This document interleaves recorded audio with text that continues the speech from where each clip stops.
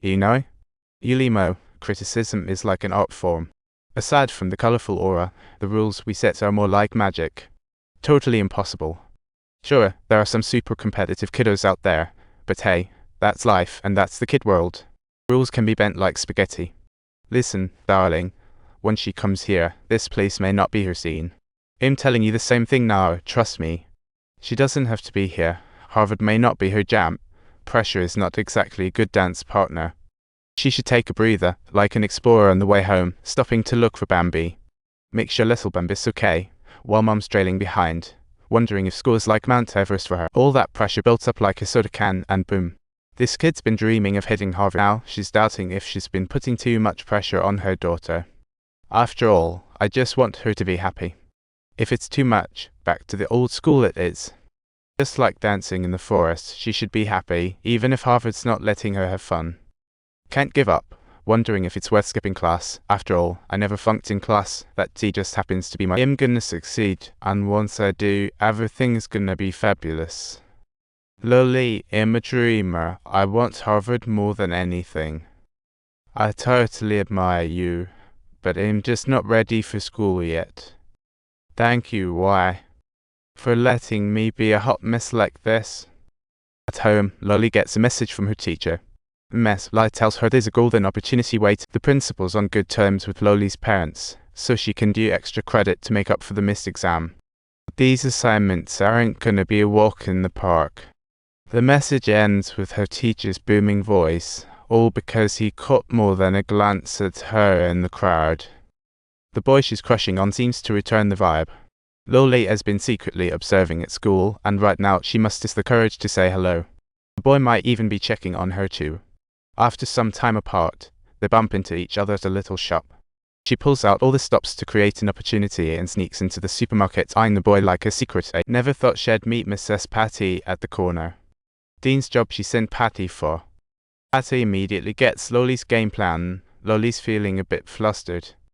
She pretends to be shopping, casually grabbing a couple of items from the shelves, while Dean, having finished his tasks, immediately rushes over to her.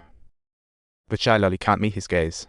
The neighbor's cat had a farewell ceremony, 260 in human years. You can imagine it spent ages with its owner. The neighbor throws a funeral, and friends from near and far come to pay their respects. Dean's hired to serve drinks, and it's like fate is playing matchmaker, bringing them together again. This time, Lolly is so nervous she can't utter a word, and upon witnessing the scene, her mom instantly becomes deeply curious about the true identity of Lolly. Lolly quickly explains she's an old classmate. Dean finishes serving drinks and approaches her, as familiar faces fill the party.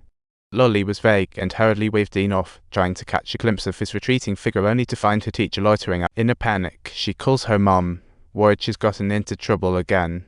Lolly explains that Max is there to pick her up. Ever since the parent-teacher meeting, Max can't seem to get enough of Lolly, directly asking her out, but she's always said no. Max has noticed he might be putting too much pressure on Lolly and suggests grabbing coffee instead of a formal date.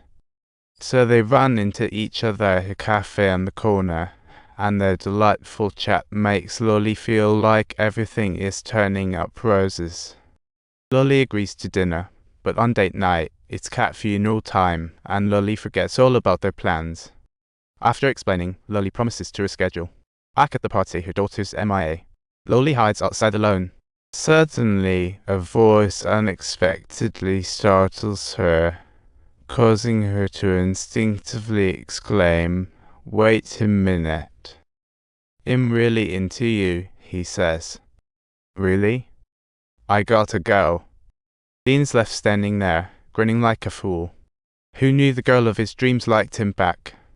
Lolly finally catches Lolly, telling her if she's not keen on dating the teacher, then don't contact Max. But for Lolly, it's not the situation, it's the fact that Mom's been keeping secrets. With so many people in the world, he chose Max. He thought I wouldn't notice something weird.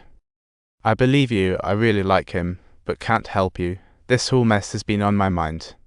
Interests are uncontrollable. The Angelina Jolie Billy Bob Thornton saga proves it. You might not get it now, but someday you will. Back home. Lolly trails behind her daughter, making sure she's cool with her love life. Right before bed, her daughter asks her for a favor.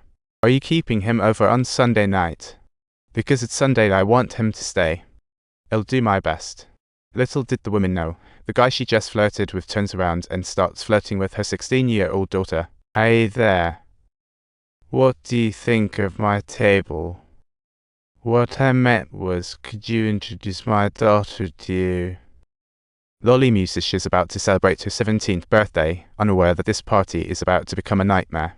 She accidentally learns at school that her grandma sent party invites to all her classmates. Completely clueless, she doesn't exactly have the best rapport with her classmates. The rich kids just can't help but roast her another voluntary party. Grandma wants to pick a nice gift for Lolly, so she brings her along, aiming for a trendy hat but ends up buying fancy jewelry.